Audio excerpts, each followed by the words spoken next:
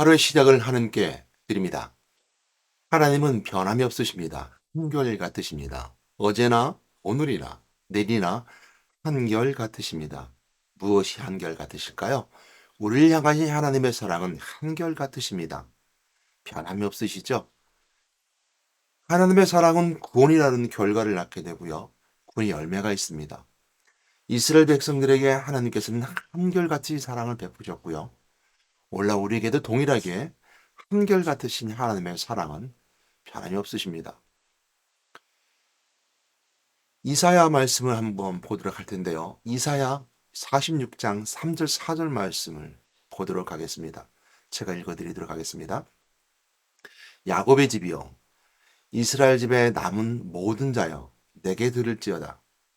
배에서 태어나로부터 내게 안겼고 태에서 나무로부터 내게 업힌 너희여 너희가 노년에 이기까지 내가 그리하겠고 백발이 되기까지 내가 너희를 품을 것이라. 내가 지었은즉 내가 업을 것이요 내가 품고 구하여 내리라. 아멘.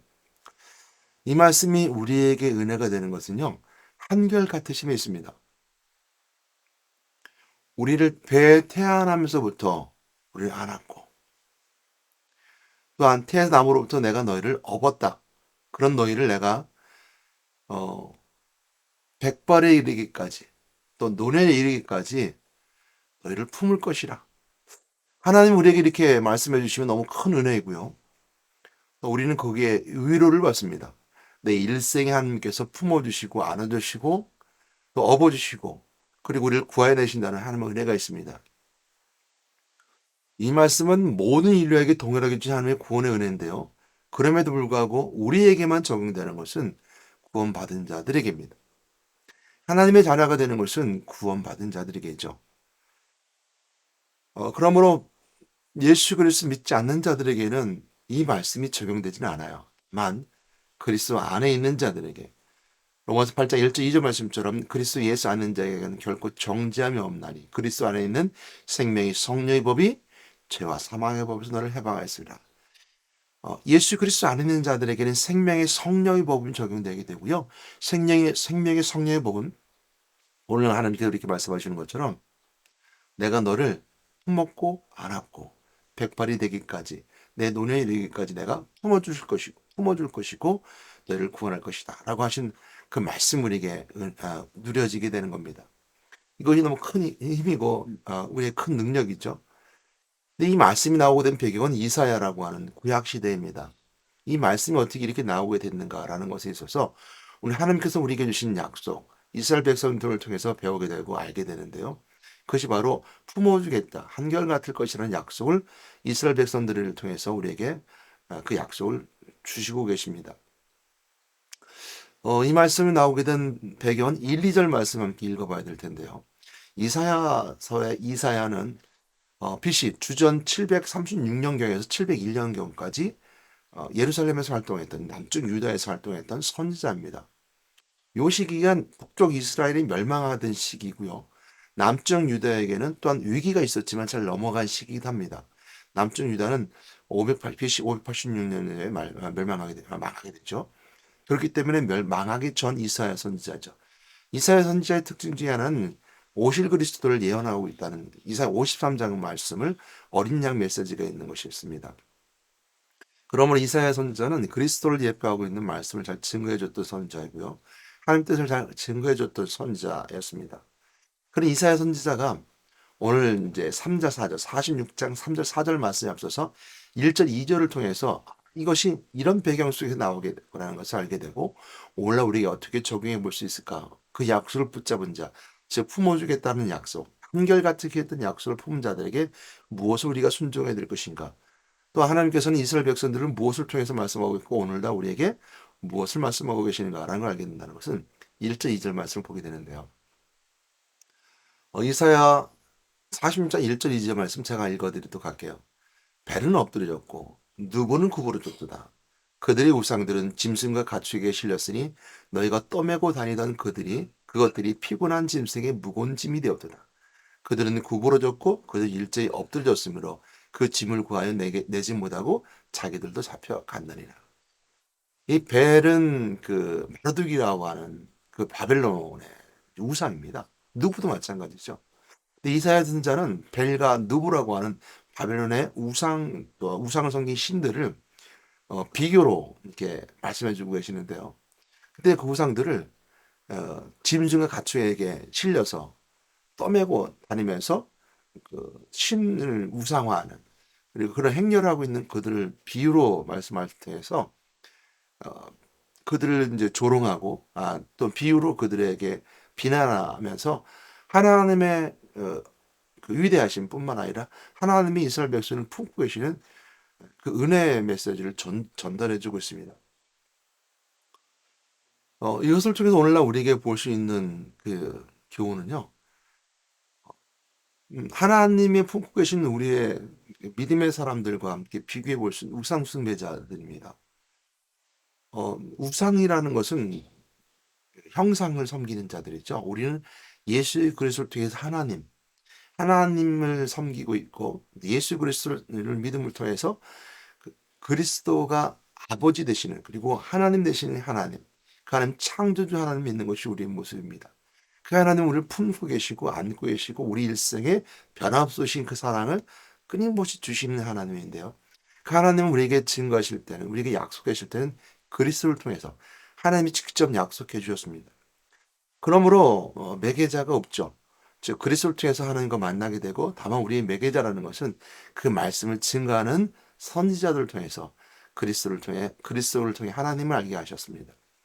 또한 마찬가지로 이 그리스도를 통해서 모든 제사가 되어지게 하셔서 우리 죄를 용서하셨고, 또 우리의 가장 큰 문제인 죽음의 문제를 해결하신 그리스도를 통해서 오늘 생명을 옮긴 그 은혜가 바로 하나님을 주신 사랑의 증거들입니다. 우상들은 그렇지 않죠. 우상이라고 하는 형상의 매개가 있습니다. 형상의 매개는 눈으로 보이는 거거든요. 하나님 눈에 보이지 않습니다. 말씀은 눈에 보이지 않지만 눈에 보는 것처럼 우리 마음에 느려지는 것은 곧 예수 그리스도, 하나님이 인간의 몸을 입고 있다는 것을 통해서 하나님이시 우리에게 직접 보이셨기 때문에 우상처럼 돌이나 또 아니면 만들어둔 목조가 우상이 되지 않습니다. 매개가 되지 않아요. 그런 의미에서 봤을 때 그 우상은 오늘 바벨론에게는 짐승들에게 떨어다니면서 싣고 다니면서 이렇게 퍼레이드를 벌이듯이 신의 그 위대함을 알렸던 그 바벨론의 사람들에서 이사야가 비난하는 것이고요. 우리 하나님은 그렇지 않아라고 말하면서 우리 하나님 한결같으신 우리를 품고 가시는 분이야.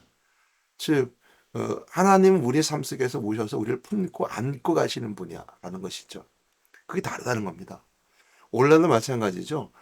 우상 숭배하는 뭐 무속이라든지 그 외 여러 가지 다른 종교성을 가진 모든 종교들은요,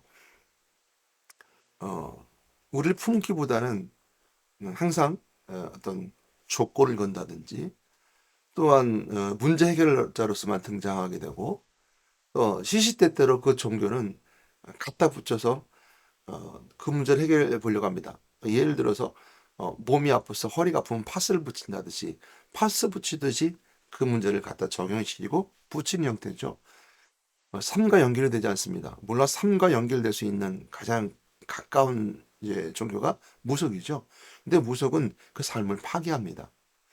그것이 왜 파괴합니까? 뭐란다면 무속의 첫 번째 그 자신의 드러냄은 자기의 그 자손이라고 하는 그 사람을 질병을 갖다 줘서 신병을 걸리게 만듭니다. 그래서 그 본인들의 신이라는 것을 드러내요. 무병이 대표적인 거고, 대물림, 그 직위가 그대로 자식이 간다는 이런 직위가 바로 이제 삶과 연결이 되긴 있지만 바뀌게 됩니다. 그러니까 바뀌게 아니라 삶과 연결되어 있지만 그것을 무너뜨리는, 그래서 균형을 깨뜨림을 통해서 신이라는 걸 드러나게 되는데요. 그리고 결국은 나서 이제 무속인들 대부분, 그래서 무속인들은 끝이 좋지 않습니다. 불림받을 때는 할아버지나 뭐 산신이나 누구한테 불림받을 때는 잘 불림받아서 돈을 많이 벌기도 하고 평안을 누리기도 하지만, 이제 할아버지가 떠나고 할머니가 떠나고 신기가 떨어지게 되면 이제 가장 이제 그건 돈도 없고 또 힘들고 어렵게 살고 항상 고민 속에 삶을 살아가는 거고, 그렇습니다. 그런 의미에 봤을 땐 안고 품고 간다는 하나님의 그 어떤 그 은혜가 그것에는 없음을 알게 되죠. 그럼을 통해서 오늘 우리에게 주시는 그리스도의 은혜를 통해서 하나님의 은혜는 우리를 품고 안고 계시는 인간의 삶과 연결되어 있다는 것이죠. 그래서 가장 그 중심점에는 종말이라고 하는 중심점이 있어요. 종말이라는 것이 왜 중심점이 되냐 한다면 하나님께서는 우리를 품고 가신 것이 안고 가신 것이 언제까지 안고 가십니까? 라고 한다면 구원이라고 하는 큰 카테고리 아니면 그 구원이라는 큰 은혜 안에 하나님은 처음부터 계획하셨고 마지막 종말 때까지 계획하시고 우리가 죽어서 끝나는 것이 아니라 우리 영혼이 끝까지 우리를 품고 계심을 통해서 낙원 있는 자들은 천국에 세워는 새 땅에 이룰 것이고 낙원 있지 않은 음부에 있는 자들은 지옥에 떨어지게 되는 그래서 인간의 마지막까지 영혼까지도 우리를 끌고 가시고 인도하시고 품고 가시는 하는 은혜가 있기 때문에 종말 때까지입니다. 그럼 하나님께서 우리는 끝까지 우리를 함께 하신 한결같으신 하나님으로 우리에게 존재하게 되고 우리 안에 있게 되고 우리는 그분을 하나님을 의지하면서 은혜 가운데 삶을 살아가게 됩니다. 그러나 그렇지 않은 것이 많죠. 그래서 1절, 2절 말씀은 벨과 누보라고 하는 바벨론 신의 비교를 통해서 너희 우상 숭배하는 자들은 우상들은 짐승에게 그 우상을 떠넘겨서 가서 짐승이 피곤할 뿐이지 어, 일제히 그걸 무너지고 구부러지고 누구도 구원하지 못할 것이다. 그 피곤해 못된 건 구원을 못할 것이다.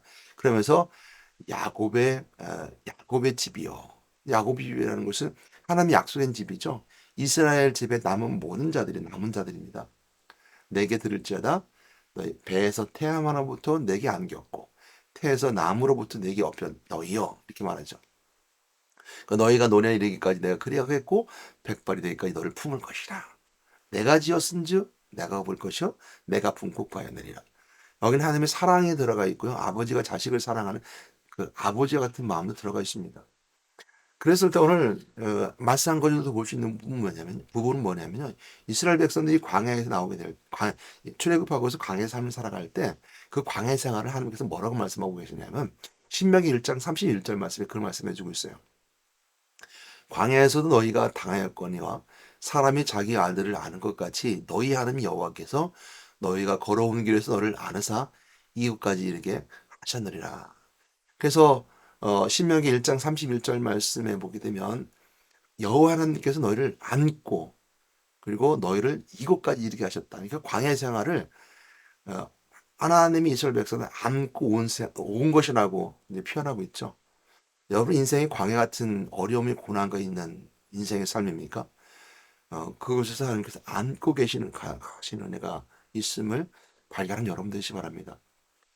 하나님이 안고 가시는 삶이 되어야 됨에 불구하고 마귀의 자식이 되어서 마귀의 품속에 살아 이 땅의 쾌락과 타락과 또 이 땅에 있는 모든 것들 중에서 마귀가 누릴 수 있는 것들로 피폐하고 삶을 살아가는 그 삶으로 끌려가는 인생이 아니라 오직 이 환란 많고 마귀가 지배하는 세상 속에서 사단이 있는 세상 속에서 이 인류의 그 고통과 아픔 가운데 있는 세상 속에서 하나님 여러분을 안고 가시는 예수 그리스도 믿는 믿음의 자녀들을 품고 안고 가시는 그 하나님의 은혜가 있음을 경험하고 또 그 하나님의 은혜가 있음을 함께 감사하며 삶을 살아가는 신앙생활은 여러분 되시기를 주님의 이름으로 권면하며 부탁하고 축복합니다. 하나님 여러분을 안고 계십니다. 지금도 안고 계십니다. 품고 계십니다. 그것이 하나님께서 하셨던 약속이었습니다. 그 약속을 붙잡고 오늘도 여러분의 삶을 하나님께 맡기고 가는 여러분 되시기 바랍니다. 여러분의 삶은 여러분 시혜와 여러분 명철과 여러분 아주 훌륭한 전략이 있다 하더라도 여러분 이 땅 인생의 삶 속에서는 아무것도 마귀의 세력의 괴력에 이길 수 없습니다. 그러기에 하나님을 품고 가시고 안고 가셔야 됩니다. 그 품속에 있지 못합니다. 노아의 방주에 타지 못했습니다. 오직 의인만 예수 그리스도 믿고 고백하는 의인만 한 만난 자만이 죽음의 세력을 잡은 자 막을 깨뜨리는 그리스도의 부활하심을 믿고 종말 때까지 마지막 진리는 그때까지 안고 가시는 그 품속에 있는 그것이 바로 우리가 주시는 은혜요. 기쁨에 감사하는 것을 꼭 깨닫고 그 품에 있는 여러분 되시기를 주님의 이름으로 부탁드리고 권면하며 축복합니다. 기도하겠습니다. 하나님 감사합니다. 인생의 길 힘들고 어렵고 고난 속에 있습니다. 신명기 1장 말씀처럼 광야에서 행해서 그 이스라엘 백성들 안고 가셨던 여호와 하나님의 은혜가 있었던 것처럼 오늘 내가 주님의 품속에 있음을 고백합니다. 다시 한 번 더 고백하면 그리스도 예수 안에 있음을 고백합니다. 그리스도 안에 있는 자에는 결코 정죄함이 없다는 말씀을 붙잡습니다. 생명의 성령의 법이 우리 삶에 적용되길 원합니다. 하나님 안에 있는 자들의 하나님 백성의 삶에 생명의 성령의 법이 적용되길 원합니다. 죄와 사망의 법에서 우리 해방받은 참된 은혜가 있기를 소망합니다. 아버지 하늘들도 그리스도 안에서 하나님 품속에 있는 저들에게 인도하시고 축복하여 주시고서 우리 예수 이름으로 기도드렸습니다.